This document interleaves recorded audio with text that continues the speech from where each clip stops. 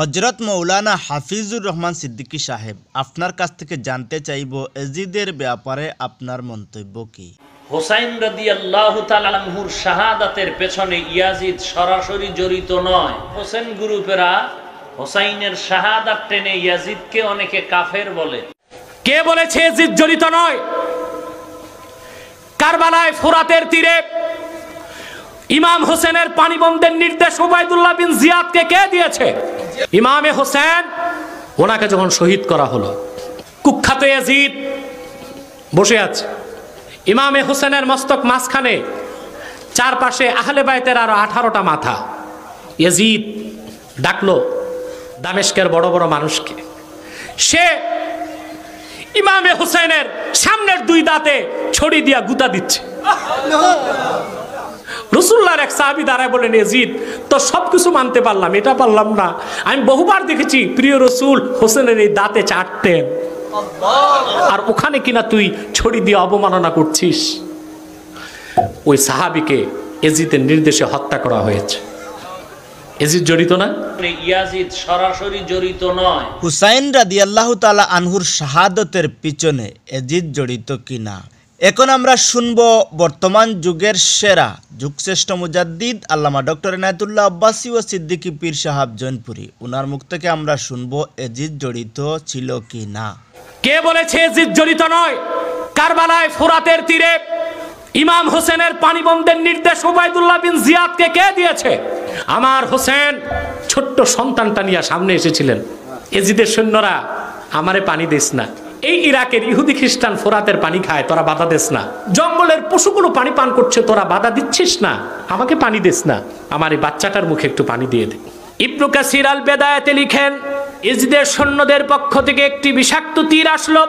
সেই তীর হযরত আলী আকবরের সিনার এক পাশ থেকে আরেক পাশ চলে গেল, রক্তে রঞ্জিত হয়ে গেল।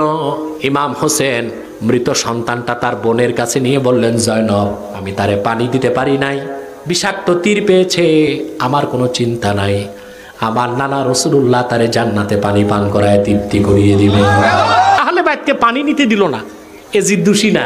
এজিদের বংশধরদের অবস্থা দেখেন।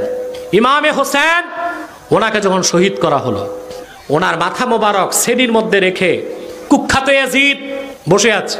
ইমামে হোসেনের মস্তক মাঝখানে, চারপাশে আহলে বাইতের আরো 18টা মাথা।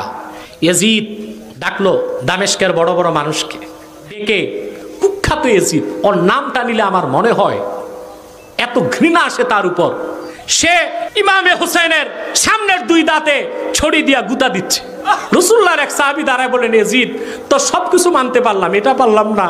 আমি বহুবার দেখেছি প্রিয় রাসূল হোসেনের এই দাঁতে চাটতেন, আর ওখানে কিনা তুই ছড়ি দিয়ে অবমাননা করছিস। ওই সাহাবীকে ইয়াজিদের নির্দেশে হত্যা করা হয়েছে।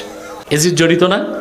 ইমামে হোসেনের মাথা রাখা দেহটা তো কারবালাতেই, দেহটা ইরাকে দাফন হয়েছে, মাথাটা দামেস্কে। কুখ্যাত ইয়াজিদ কবিতা পড়তে লাগলো। একটা কাক ডাকতেছে, কাক তার প্রাসাদে। সে বলল, নাইবাল গুরাবু কুলতু কুল আওলা তাকুল কাদ ইক্তাজাইতু মিনার রাসূলি দুয়ুনি। কাকেরে বলল, কাক তুই ডাক আর না ডাক, আজকে হোসেনকে হত্যা করে আল্লাহ রসুলের ঋণ শোধ করলাম। তার দাদা ছিল উতবা। কে ছিল? উতবা কাফের ছিল, সে মরছে বদরে। উতবা সহ 70 নেতা বদর যুদ্ধে মরেছে। সে বলল, আজকে আমার দাদা সহ কুরাইশ কাফের 70 নেতার বদলা নিলাম হোসেনকে হত্যা করে। মুসলমান, এই কথার পরে ইয়াজিদকে মুসলমান যে বলে ওই মৌলবীকে জুতা দিয়ে পিটানো দরকার। আরো কথা আছে। শারহু ফিকহিল আকবর, আমাদের হানাফিদের আকীদার কিতাব, দারুন নাফায়েস লেবানন বৈরুতের ছাপ, 175 পৃষ্ঠায় এসেছে। সে কবিতা শুধু পড়ে নাই, সে তার বক্তব্যে ইমাম হোসেনের মাথা সামনে। ইয়াজিদ বলল, ইন্নী জাযাইতুহুম বিমা ফাআলু বিআশিয়াখে কুরাইশিন ওয়া সানাদিদিহিম। বদর যুদ্ধে কুরাইশ নেতাদেরকে মুহাম্মদ সাল্লাল্লাহু আলাইহি সাল্লামের সাহাবীগণ হত্যা করেছেন। আজকে সেই কুরাইশ নেতাদের বদলা নিলাম আমি হোসেন ও তার সঙ্গীদেরকে উপযুক্ত প্রতিদান দিয়া। তাইলে বলেন, ইমাম হোসেনের হত্যায় ইয়াজিদের সমর্থন ছিল কিনা? ইমাম হোসেনের নূরময় চেহারায় ছড়ি মেরে আহলে বাইতের সাথে বেয়াদবি করেছে কিনা? সে ইয়াজিদ কিভাবে মুসলমান হয়? মৌলবী কিতাব নাই, পড়া নাই, চটি বই পড়ে ওয়াজ করে। হানাফি মাযহাবের শ্রেষ্ঠ তাফসীর রুহুল মাআনি, 25তম খণ্ড, 309 পৃষ্ঠা। লানাতুল্লাহি আলা জালিমিন। এই আয়াতের ব্যাখ্যায় আল্লামা মাহমুদ আলুসি 3 পৃষ্ঠা আলোচনা করছেন এজিদের বিপক্ষে। তারপর তিনি চূড়ান্ত সিদ্ধান্ত দিয়েছেন। মাহমুদ আলুসি তাফসির রুহুল মাআনি 25তম খণ্ড 309 পৃষ্ঠায় তিনি বলেন, আকুলু ইন্নাল খাবিসা লাম ইউসাদ্দিক বিরিসালাতিন নবী সাল্লাল্লাহু আলাইহি ওয়াসাল্লাম। আমি বলি আলুসি, খবিস এজিদ সে মুসলমান কেমনে বলবো? সে তো আল্লাহ রসুলের রেসালতি বিশ্বাস করে নেই। সে নিয়মিত মদ পান করত। তাকে জিজ্ঞেস করা হলো, তুমি খলিফা হইয়া মদ খাও? সে বলল, মুহাম্মদ সাল্লাল্লাহু আলাইহি ওয়াসাল্লামের শরীয়তেই না মদ হারাম করা হয়েছে, ঈসার শরীয়তে তো হালাল। তো যে আমার নূর নবী মুহাম্মদ সাল্লাল্লাহু আলাইহি ওয়াসাল্লামের শরীয়তকে বিশ্বাস করলো না, ঈসার শরীয়ত মানলো, ওই এজিদ মুসলমান না বেঈমান? আর কত দলিল দিব? ওই পাগল ছাগল বক্তার পক্ষে তো একটাও দলিল নাই। আমি তো এতগুলো দলিল দিলাম।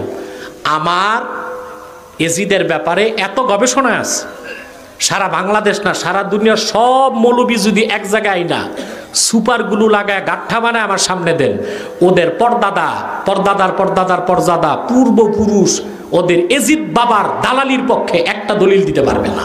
আর ইমাম হোসেনের পক্ষে আমি 1000টা দলিল দিতে পারবো ইনশাআল্লাহ।